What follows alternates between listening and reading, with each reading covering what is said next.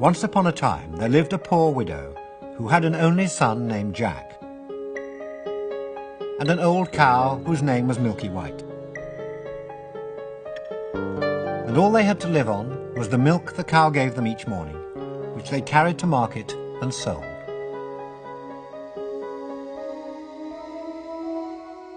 But so very exceptional was this milk, for it was far and wide considered the whitest milk anyone had ever seen, that it fetched quite a handsome price at market. And so Jack and his mother were able to get by.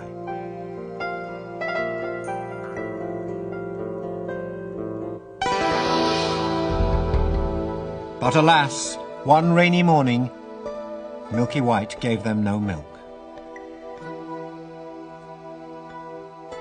And the next morning Milky White gave them no milk. And the morning after that it was precisely the same. Jack and his mother didn't know what to do, and when they spoke to Milky White herself about it, she was utterly silent. "Oh, what shall we do?" Jack's mother cried, wringing her hands. "What shall we do?" "Cheer up, mother," Jack said bravely. "I'll go out and find some work." "Oh, no one'll hire a boy as young as you are," his mother said. "We have no choice but to sell old Milky White." Now this was the last thing on earth that Jack wanted to do, for he and Milky White had been the best of friends ever since he could remember. But he knew that there was no other way, and he went outside and took Milky White by the halter and started off with her down the road to market. He'd not gone far, though, when he came upon a very old, very odd-looking man, who tipped his hat and greeted him.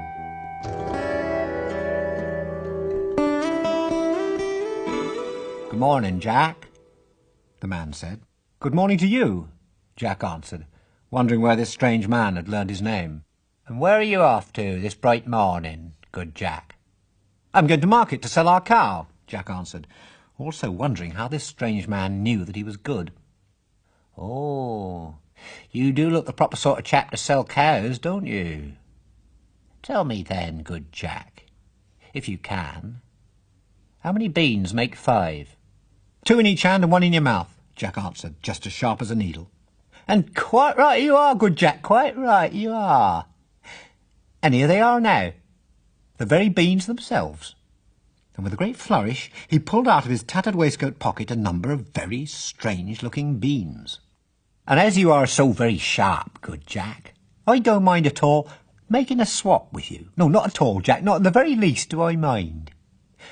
What say you, then, to swapping your old cow for these extraordinary, extravagant, extra-large, extra beans right here?"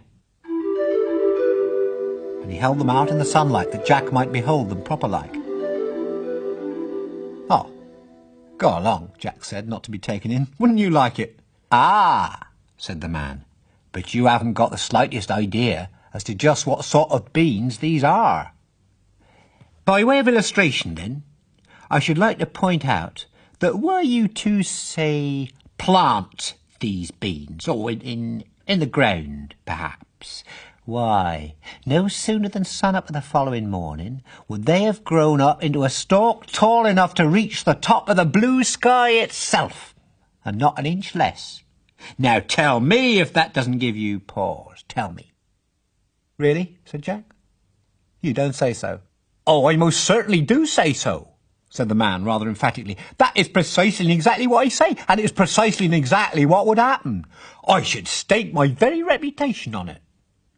"But I don't know you," Jack returned, "and what sort of reputation has a stranger got to look out for?" Oh, you're a sharpie, Jack, aren't you? I tell you what, if it should happen that anything occurs differently than just as I have described it, in any wise whatever, you can have your cow back. Now there's something, wouldn't you agree?" "Right," says Jack. And right then and there, he handed over Milky White's halter and pocketed the 5 strange-looking beans. Then he bid the strange man a good afternoon and started back home, staring and staring at his wonderful treasure.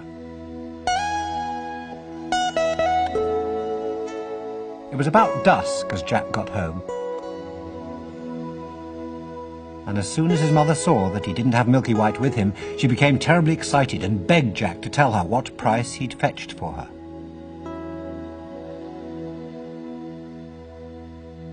"Oh, you'll never guess, Mother," Jack said, barely able to contain himself. "Not in 100 years you won't." "Oh, what a good boy you are," his mother said.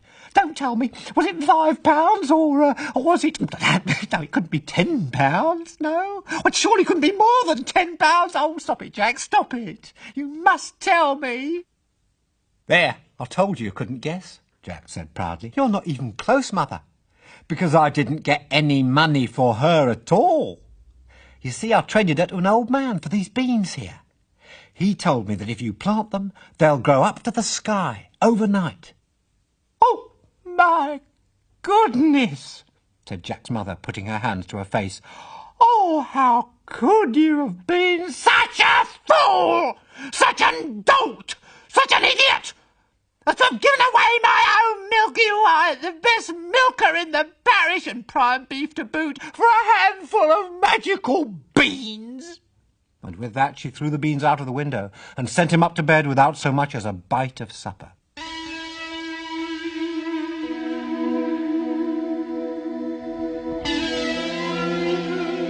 Now poor Jack was deeply saddened. It was not long before he cried himself to sleep. But as he was sleeping, he had the strangest dream that ever was.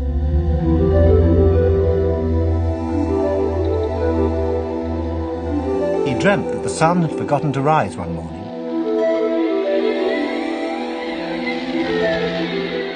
And everything in the world became covered in total darkness. And there was a terrific earthquake that split the entire earth quite in two.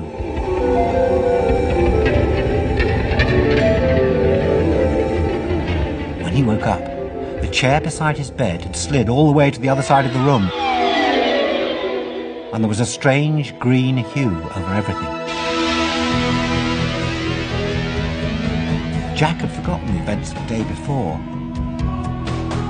but as soon as he remembered them, he leapt to the window.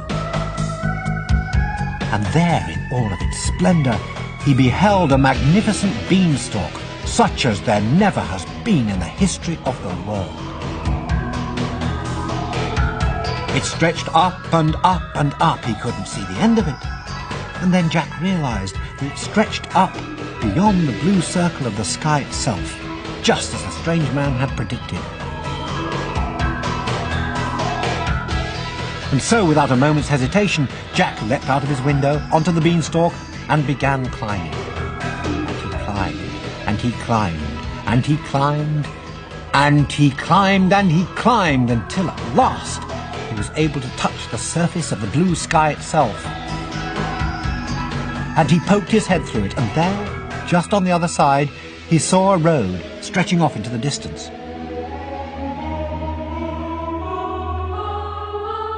So Jack pulled himself over the edge of the sky and started down the road, thinking of nothing but where he could find some breakfast, for it had been an awfully long climb, and as he will no doubt remember, he hadn't eaten a crumb since the morning of the day before.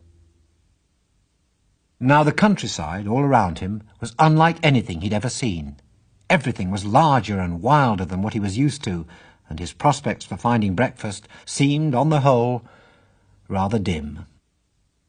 Then he came upon a great big tall house, larger than any he'd ever seen, and on the doorstep there stood a great big tall woman. "Good morning, Mum," said Jack, quite polite-like, for he was hungry as a hunter. "Could you be so kind as to give me some breakfast?" "There now, you'd better be running along, for I am married to an ogre, and there isn't a thing he prefers for his breakfast to broiled English boys on toast. Run along, then." But Jack's hunger had quite a strong grip on him, and he pleaded, "Please, Mum, I've had nothing to eat since yesterday morning."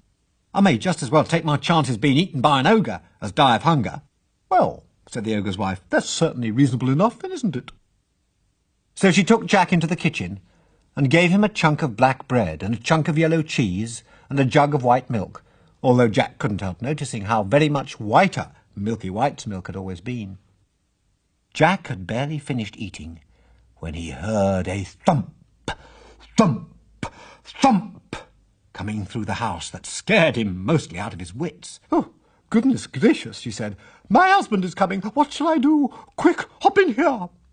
And she scooped Jack into the oven just as the ogre came into the room. The ogre was a large, wild man, and a smelly one at that. And Jack saw that as he came into the room, he carried the body of a cow slung over his shoulder, which he threw on the floor roughly. Here, wife, broil this for my breakfast. What's that I smell? He inquired. Fee, fi, fo, fum. I smell the blood of an Englishman. Be he alive or be he dead, I'll have his bones to grind my bread. Oh, nonsense, dearie, his wife said cheerfully. Oh, you must be dreaming. Unless, of course, it's the scraps of that English boy you had for yesterday's dinner. Off you go and have a scrub up and tidy yourself, and by the time you come back, your breakfast will be ready. So off the ogre went, and Jack was just about to jump out of the oven when the woman pushed him back in. Wait till he's asleep, said she with a wink. He always has a doze after his breakfast.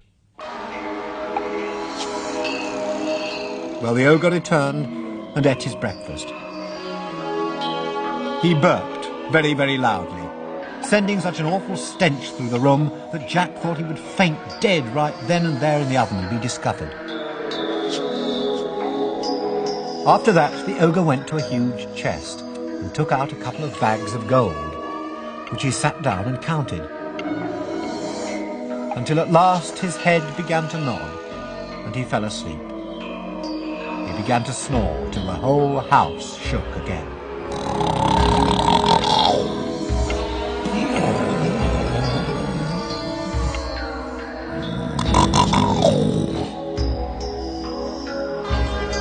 Then Jack crept out on tiptoe from the oven. And as he was passing the ogre, he slipped one of the bags of gold under his arm.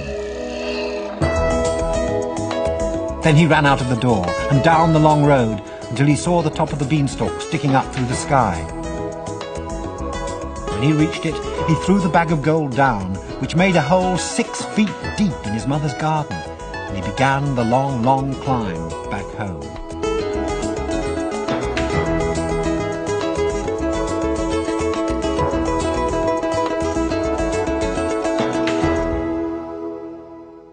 When he reached the bottom, his mother had just fished the bag of gold out from the hole it had made in her garden.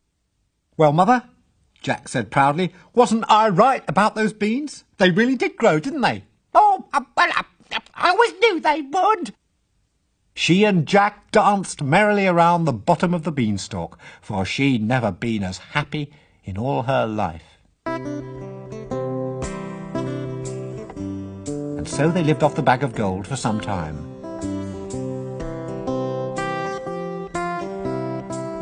But at last they came near the end of it, and Jack made up his mind to try his luck once more at the top of the beanstalk.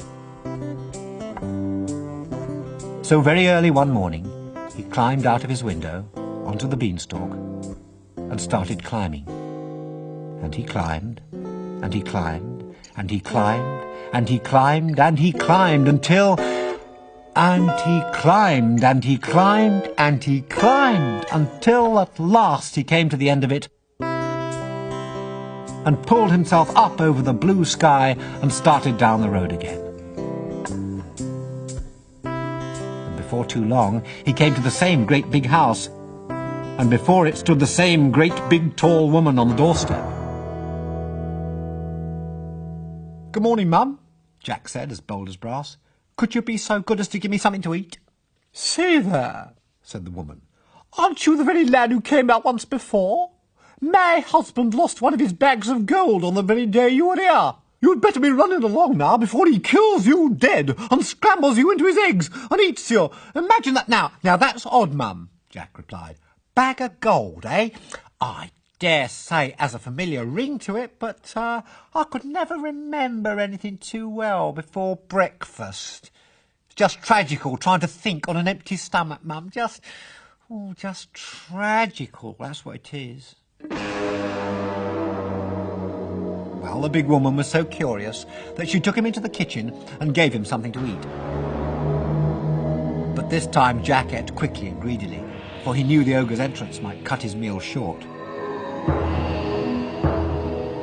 Sure enough, no sooner had he his last bite than thump, thump, thump, he heard the giant's footsteps, and the big woman hid Jack away in the oven just as before. And everything else happened just as before. In came the ogre, just as before, and just as before he said, "Fee, fi, fo, fum," and dumped the cow onto the floor. And the ogre's wife cooked it. And the ogre ate it up for breakfast. And when he was quite full, he let fly another burp, so horrible it made the first one smell like a petunia in comparison. And Jack thought he might very well scream and give himself away. Then the ogre said, "Wife, bring me that hen, what lays the golden eggs." And so she brought it in and placed it on the table before him, and the ogre said to it, "Lay." The hen shook her feathers and walked in a small circle on the table, and then she sat down, and without the slightest ado she laid a handsome egg of the purest gold. The ogre's head began to nod, and he fell asleep. And just as before he began to snore so loudly the whole house shook. As he saw this, Jack crept out of the oven and stole over to where the golden hen was, and before you could say Jack Robinson, he was off. But this time around the hen gave out a little cackle of gratitude that woke the ogre, and just as Jack was climbing over the doorstep, he heard the ogre calling, "Oh, wife, wife, what have you done with my golden hen?" And the wife said, "Why, my dear?" But that was all Jack was able to hear, for he rushed like a madman down the road to the waiting beanstalk and climbed down with all the frenzy of a house on fire. And when he got home, he showed his mother the wonderful hen and placed it on the table and said to it, "Lay." And every time he said this to it, it turned a small circle and then laid a perfect egg, just as simple as you please.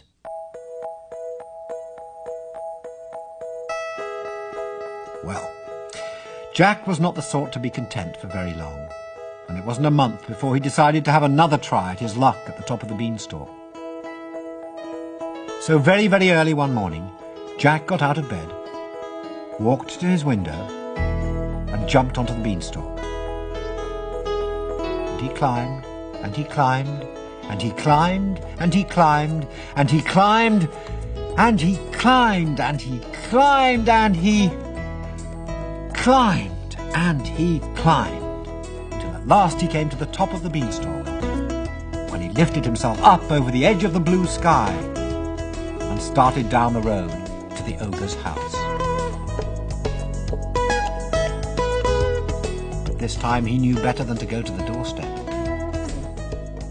So he waited behind a bush until he saw the ogre's wife come out with a pail to get water, and then he crept into the house and hid inside the large copper broiler. He hadn't been there long when he heard thump, a thump, a thump, and just as before, in came the ogre and his wife. "Fee, fi, fo, fum, I smell the blood of an Englishman!" cried the ogre. I smell him, wife. I smell him." "Oh, do you, my dumpling?" said the ogre's wife. "Well, if it's that little rogue that stole your gold, and the hen that lays the golden eggs, he's sure to be hiding in the oven." And they both rushed to the oven and threw open the door, but Jack wasn't there at all. And the ogre's wife said, there you go again with your fee-fi-fo-fum. Why, it must be that other boy that I cooked up last night that you're smelling. Of course it is. How forgetful I am. And how careless you are not to know the difference between what's live and what's dead. So the ogre sat down to his horrible breakfast and began eating, but every now and then he'd mutter, Well, I could have sworn. And then he'd get up and search the larder and the cupboards and everything. Only he didn't think of searching the copper broiler. And it was a lucky thing as far as Jack was concerned, wasn't it, though?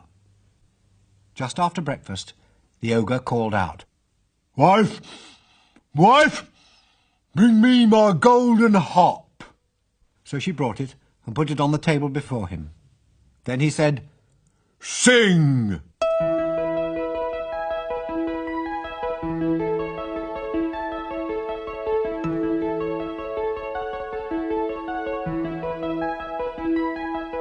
And the harp sang so beautifully that Jack almost poked his head out from the broiler to see it, but he knew that he must wait until the ogre was asleep, and sure enough, the ogre soon fell asleep and began to snore like thunder.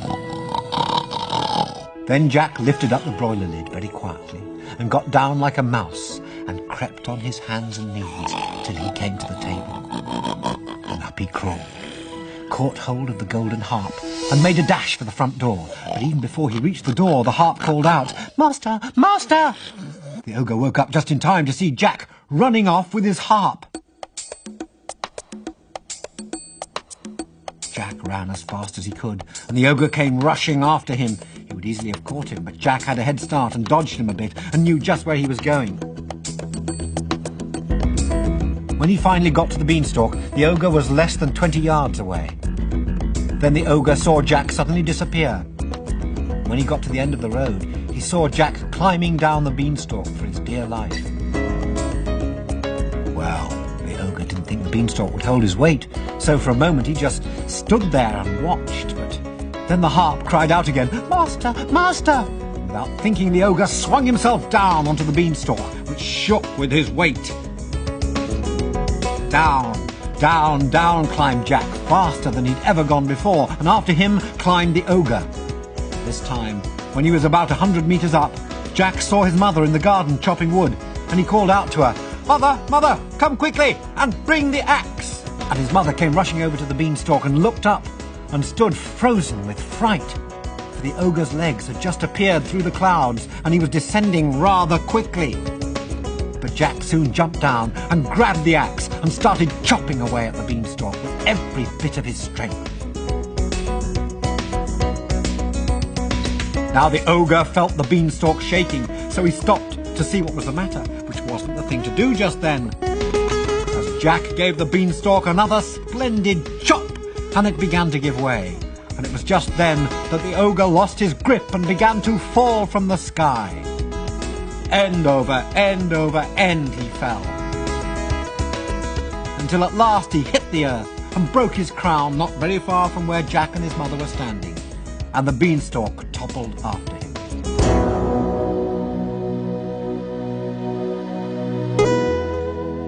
The celebration that followed was quite a large one, and Jack showed his mother the golden harp. After he sold all the golden eggs the hen had laid, Jack and his mother became very rich, and he married a great princess, and they lived very, very, very, very happily ever after.